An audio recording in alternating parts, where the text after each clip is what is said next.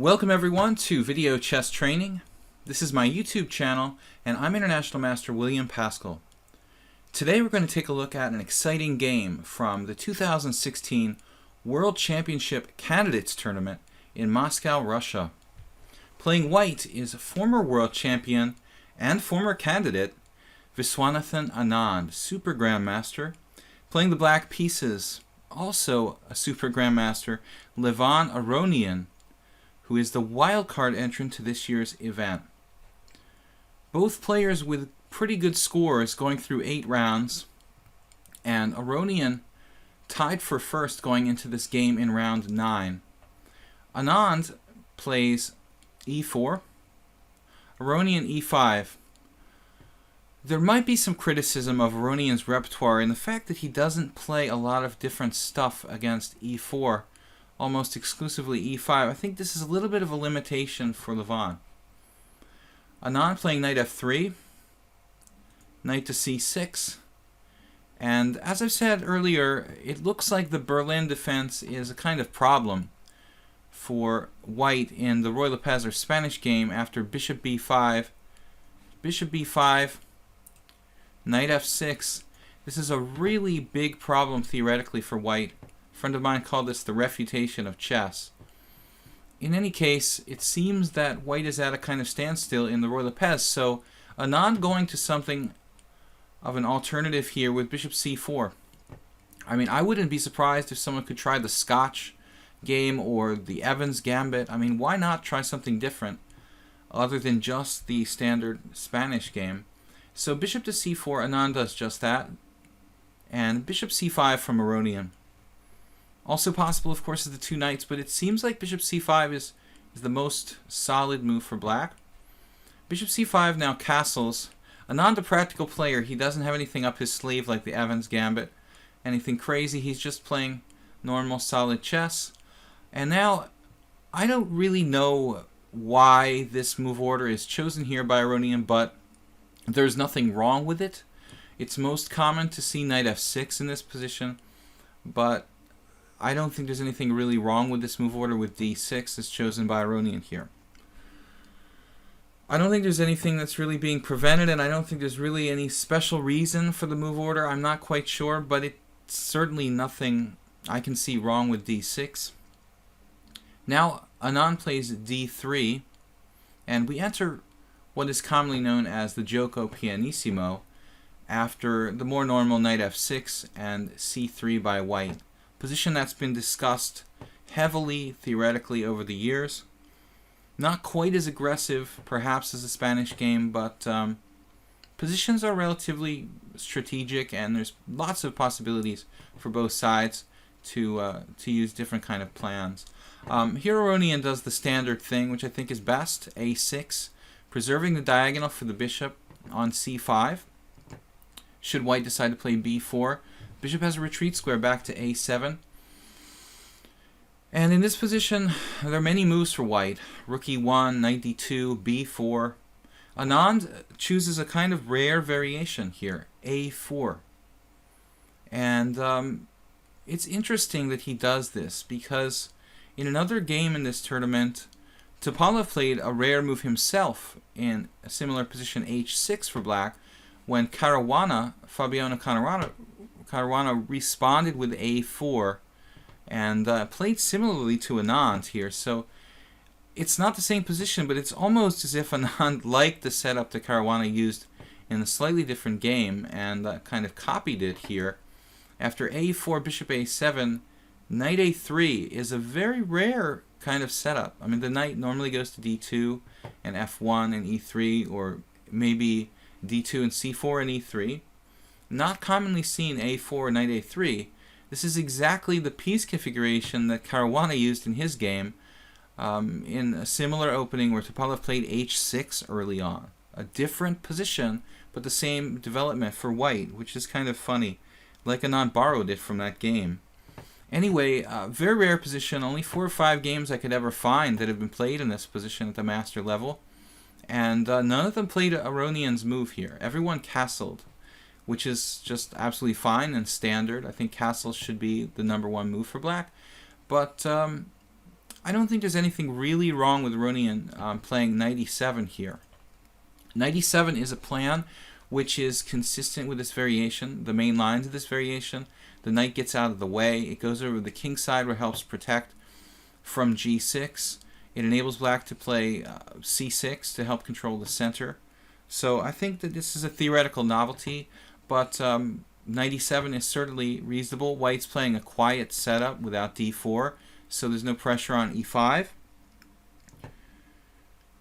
I think that, though, having said that, I mean, castles is fine, and the idea would be to just challenge the bishop on c4 with the move bishop e6, something like knight c2, bishop e6, and I think that black has got to be equal here. So Anand plays a kind of non-threatening setup, and Aronian is the first to kind of vary from theory with the move knight e7.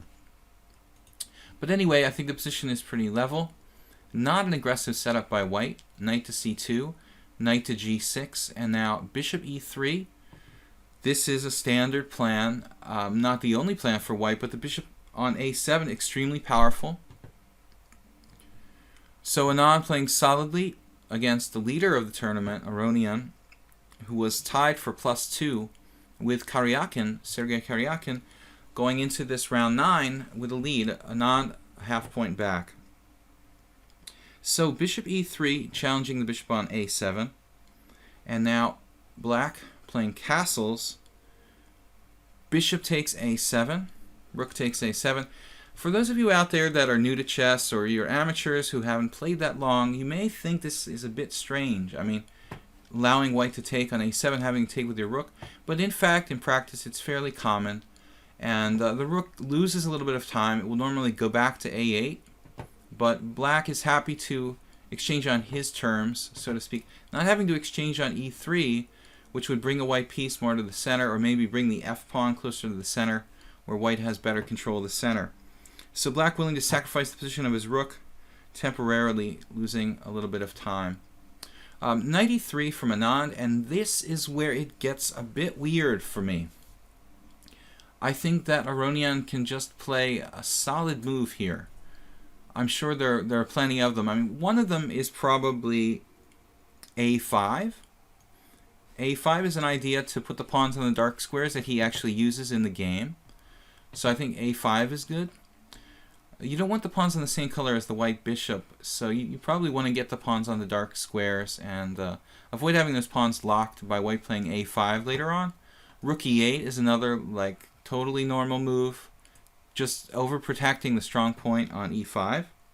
And finally, we could play bishop e6, again challenging the bishop on c4. The position to me seems almost like dead equal, but Aronian plays a move that's really not in keeping with like classic principles here. I think this is a mistake. I don't know why he's just seeking exchanges. Maybe he thought Anand wasn't in a fighting mood, playing this quiet setup, so he could just trade some pieces and offer a draw or something like that. It's hard to say, but a lapse from Aronian, who played here knight to g4. I think that this move is non-constructive, and it actually takes pressure off of white's center. So by black not having a knight on f6 now, he's taking pressure off the white e4 pawn and allowing white to play d4. Anand, if he had been very ambitious, could have even played d4 right now in this position. Let black take on e3, for example. Knight takes e3, pawn takes e3, and despite the doubled pawns, white has a strong center and some play along the f-file. So I think that white stands slightly better. Like almost immediately, as soon as Aronian plays this bit of a strange move, knight g4. Anand answering instead of with queen d2, which is also good. He's prepared to play d4 without necessarily allowing his pawns to be doubled. And now we have, after queen d2, a5, which is a good strategic move. The damage has been done, so to speak. Aronian taking the pressure off of e4, now plays a5 and d4. This is the move that could have been played last move. Anand challenges the center and has a very small advantage. Black's pieces are a bit strange. I mean, rook on a7 could go back to a8 in this position. This is what he played, rook a8. I think that's fine, but there's some problems here, technically speaking now.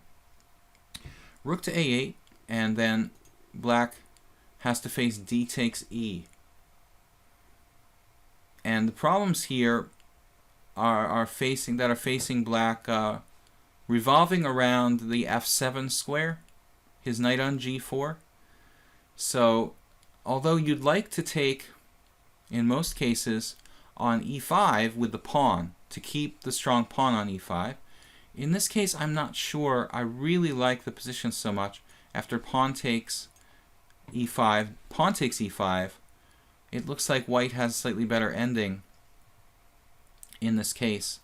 After queen takes d8 and rook takes d8, white seems to have the upper hand. Rook d1, and white is slightly better in this position. Possibly playable for black, but a little bit unpleasant. So Aronian decides to take with the knight on e5, and I think this is where white starts to get an advantage. He plays knight takes e5. Also possible to take with the other knight on e5. Maybe it doesn't make a big difference. It's possible the best line is to transpose in the same position. After knight on g takes e5, knight takes e5 from Anand. Here, I think that Aronian could take with the pawn. And it's really like the choice of lesser of the evils at this point. It's a very technical position. He chooses to take with the piece, leaving white with a strong pawn in the center and a kind of positional advantage. But the other way is possible. D takes e5. This is also a little bit unpleasant for black because white has good control of d5. And there's some weaknesses in the black position. The knight on g6 not really well placed, as most knights on knight 3 tend to be. Just protecting e5, but hard to say. I think this position is okay for black. After d takes e, you could play queen takes d8, rook takes d8, rook on f to d1, and now black could choose between either bishop e6, which allows the isolation of these pawns, but actually tough pawns to get at, and kind of classic position that might not be so bad. The pawns control the center, and I'm not sure black is necessarily that much worse here after f takes e, but it's a very committal kind of structural decision. So I think Aronian didn't really like it. He could alternatively also play bishop d7, and not a really exciting position for black, but hard to see kind of how white's going to make progress here. In the actual game, Aronian chose the other evil, which was not to take back with the pawn. He took back with the knight on e5. And now, well, the situation is kind of clarified. Bishop b3, keeping the bishop on the active diagonal. But this structure is favorable for white, because white has a strong pawn on e4 in the center. Some attacking chances on the king side with the pawn majority. A knight on e5 on an outpost that's not really stable. This pawn structure, on the queen side at least, reminiscent of like a King's Indian defense, some lines of the closed English opening where black responds to c4 with e5.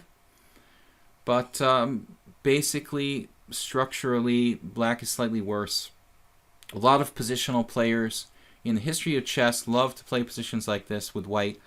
I could see a Botvinnik or a Salo Floor playing much like Anand did here. Okay, so bishop e3, and now black has some choices after bishop e3, but I think the most interesting one is bishop e6. Consistent idea, like trading pieces when you want to equalize and you're like slightly cramped. Again, bishop e6 challenging the strong bishop, and I don't really see anything drastically wrong with black's position after this. Just a tiny bit worse. I don't know why Aronian doesn't go for this simplification, fighting for the d5 square. His move repositioning the knight is not a bad move. He's just slightly worse, and knight d7 going to c5 is a viable plan as well. knight d7. Bishop c2, preempting knight c5. When Aronian decides to play rook e8, and this is obviously an improvement for the rook, f3 by white, and you see what a rock-solid central pawn on e4 black has to deal with. Very little counterplay for black. And now he plays b6, which is also a reasonable move, albeit weakening a lot of the white squares in the position. Hard to recommend an improvement for black. b6, rook on f to d1, and then knight to c5, kind of provoking Anand into extending himself on the queen side. I don't think this is really a mistake for black. I think Aronian was a bit passive, but playing with principles here, allowing b4, but the pawn on a4 could become, you know, a weakness on the wrong color. He kind of goads Anand forward. Then knight back to d7, bishop b3, and then knight f6, fighting for the square d5. Now, I imagine Anand could try some kind of g4 type of plan, but it's very risky. So he just simply creates a creeping kind of advantage where he has little improving moves. Queen d4, centralizing the queen. And here Aronian goes for a kind of natural simplification, queen e7, and Anand knight d5, knight takes d5, bishop takes d5, and really no choice. Rook a7, keeping the rook on the a file. It looks bad, but the rook has pressure indirectly on the a4 pawn. And Anand decides to lock it up with b5 when he will forever have kind of paralyzed this pawn on c7, have a space advantage, a monstrous bishop on d5, and any time black trades the bishop on d5, white will have kind of crushing pressure, frontal pressure on the pawn on c7. So positionally justified from Anand. He had a solid position with no losing chances to win. Aronian is cramped. c4. Sorry about that. Rook a7, b5, bishop b7, and c4 now. And Aronian doesn't want to take on d5 in the wrong situation. So he's right to wait and see what he can do. Interesting would be to play something like queen g5 here for black. Not necessarily trading queens, but in a real practical game where you're hurt for space, this is not an easy thing to do. You know, you feel like white's better. He has a spatial advantage, more maneuvering room, and I'd like to trade pieces and try to grovel my way to a draw in the ending. But maybe, just maybe, Aronian could try to get in f5 somehow in this position and combat that pawn on e4. Interesting alternative. He played queen e5, trading or trying to trade queens. When Anand doesn't have to trade queens, by the way, he could try to keep the queens on the board. Rook a c1, and we go into an endgame. After queen takes d4, rook takes d4. It looks like white has an awful lot of space here. This is not a fun position for black. Aronian, a very good endgame player, and I think he could be one of the best in the world, actually. So if anyone could play this endgame perfectly and hold a draw, probably Aronian is like one of the best players to do that. Maybe grab some space here. g5 looks a little risky. This would be like a normal move, g5, to grab space and put the pawn on the right color, quote unquote. But I'm not sure the color complex matters a lot.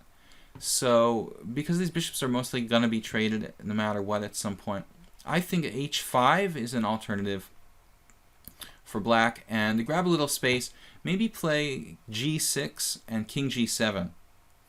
And think about, you know, holding up g4 and trying to play f5 down the line for black at some point. So it's not going to be easy for black no matter what. I think Aronian's plan is also okay. King f8. Getting the king to the center. And he evacuates the king over to d7, where we'll defend c7 so he can exchange on d5. I think it's also totally valid. King f2. King e7. Now f4. g4 would be an alternative, or even h4. All of these space-gaining moves on the king side. f6 from Aronian. It's almost like he's trying to put his pawns on the right color instinctively. Again, I don't think, it matters too much, but he does want to have some control over the dark squares. Problem is he can't play something like bishop to c8. He can't ignore the bishop on d5. He must exchange that bishop on d5. It's just a question of when. After f6, rook c3, you see the river guarding rook on c3, crosses over to g3 or h3 to put pressure on the pawns. King d7 and rook h3, h6, rook g3. And Aronian is just in time. He had to calculate this king transfer to d7. He's just in time to heroically defend with rook e7. Hard for Anand to break through here. He tries to increase the pressure with rook g6. And now that he's defended c7, Aronian goes with bishop takes d5, c takes d5, and rook a8, freeing his rook finally. So just about this point, it looks like maybe Aronian has reached the position where he can possibly hold on. And now Anand improves his king with king f3. Rook on a to e8, and now white is suddenly facing a problem. He's tied down to the e4 pawn. His e4 pawn is actually backward in this position because of the move f4. So it's not so easy for him to make progress anymore, and he goes for something pretty committal here. I don't know that it's a mistake, but perhaps Anand has some way to play just like g4 and h4 and g5, something like that, when he's maybe worried about his rook on g6 being misplaced. I don't know, but g4 looks like a rational way to try to weaken the black king side, play h4, maybe g5, and break through. Instead he played king g4, and here was a critical moment in the game. Obviously, Aronian had to calculate here quite a bit. There's going to be a liquidation of pawns. There are going to be pawns on opposite sides, possibly passed and running down the board. White has the better king, but I think that black's okay. After rook takes e4, he can't let him play king f5 and have a crippling bind on the position. I mean, maybe it's possible, but it looks very unpleasant to allow king f5. If you can take on e4, you should do it. He does rook takes e4. Rook takes g7 check.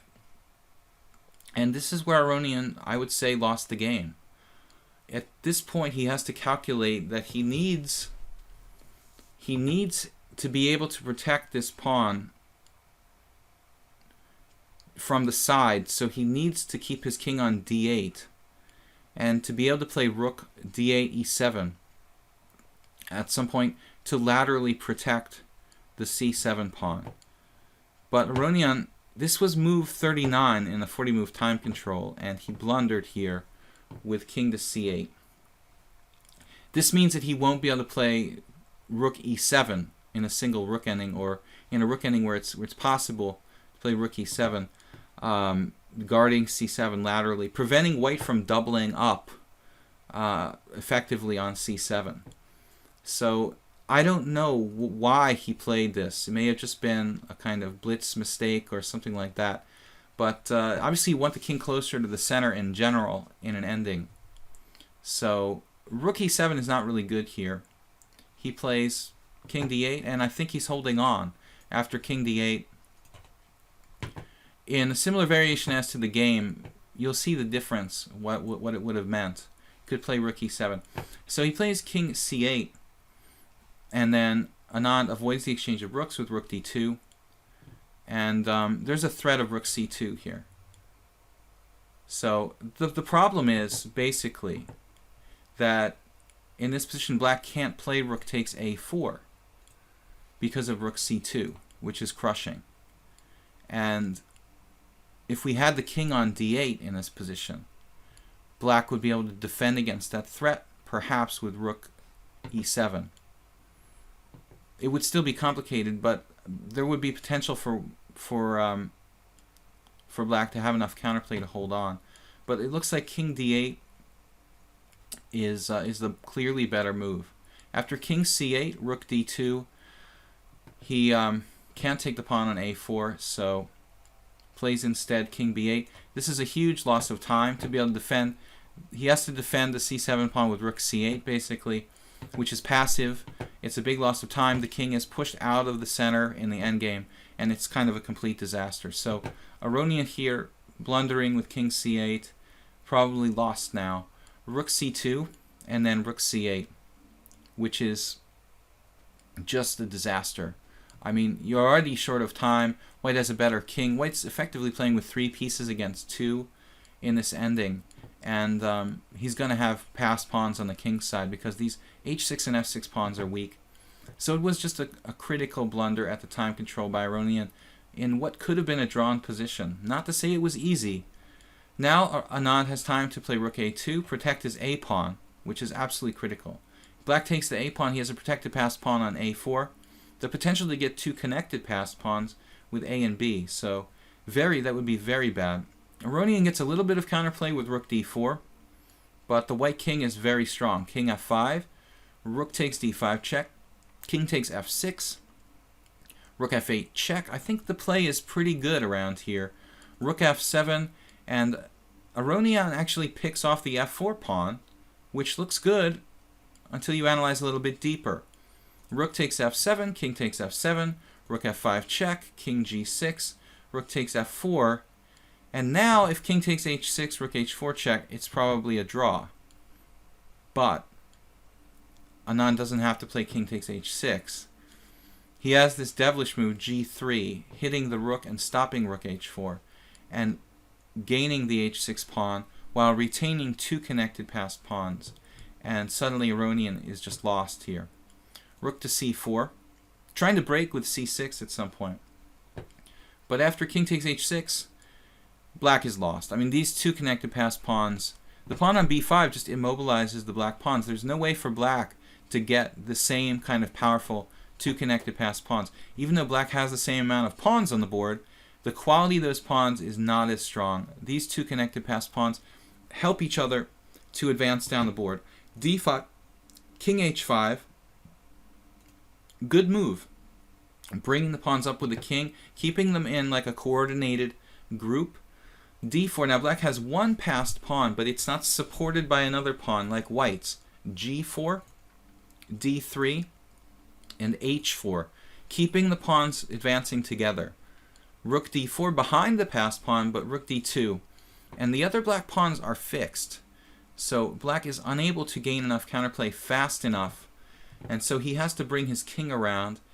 King c8, g5, and only 3 moves to queen that pawn. King d7, and Anand here calculates well. He decides that the king will stop the lone pawn if it keeps advancing. So Anand makes a good practical decision. He jettisons his h-pawn, realizing that he can box out the black king and reach winning rook n3 against rook n3 endgame. Doesn't even need the 2 connected passed pawns. King g6, rook takes h4. Obviously he had to eliminate one of the connected passed pawns. Rook takes d3 check, and the black king is in a very bad position. I mean, king e6, rook e3 check cuts the king off. So no matter where he goes to e8 here to try to get to f8, because from e6 he would be cut off. King e8, and then Anand showing good technique, holding on to his pawn with rook a3. Now, this is probably a lost position for black because of the bad position of the black king and the bad structure where the pawns on the queen side are fixed. Rook to c4 and king g7. The pawn will advance very powerfully to g6. The black king, not really an effective piece. King d7, g6, c6, finally freeing those pawns, but it's too late. King f6, c takes b5, and now g7, and the black rook must go behind the pawn with rook to g4. White simply takes back on b5, and black doesn't have a constructive move here. Just has to wait with rook to g1, and then the black king is driven away. Rook d3 check, king e8, only move, trying to stay as close to the enemy pawn as possible. Rook e3 check, king d7, and then building a bridge, as they say. Rook e5, common technique in rook endgames, threatening rook to g5. So black doesn't have time for a4, a3, a2. Rook to g5 will cut off the black rook from stopping the passed pawn, and white will win. So Aronian here desperately takes the pawn on g7. And I'm sure that white could win with other moves most likely, but rook d5 shows good technique by Anand, not letting the black king, very good technique, not letting the black king get active here. So good technique, cutting the king off with rook check, and the king will never be able to get out. So absolutely totally winning now. Black will only be able to push the a pawn down the board, and white will wait until the last possible moment, improving the king and winning the game. So this was Anand-Aronian from round 9 of the Candidates Tournament in Moscow, Russia 2016. A very interesting, perhaps not the most barn-burning tactical slugfest we've ever seen, but a very interesting positional struggle, and interesting when you sort of dissect it and see what really went on there. I think strange play by both sides a little bit in the opening, and a lapse by Aronian with knight to g4 in the late opening. Then perhaps questions about decisions in the middle game, and finally a fatal error in the ending where perhaps Aronian was holding on.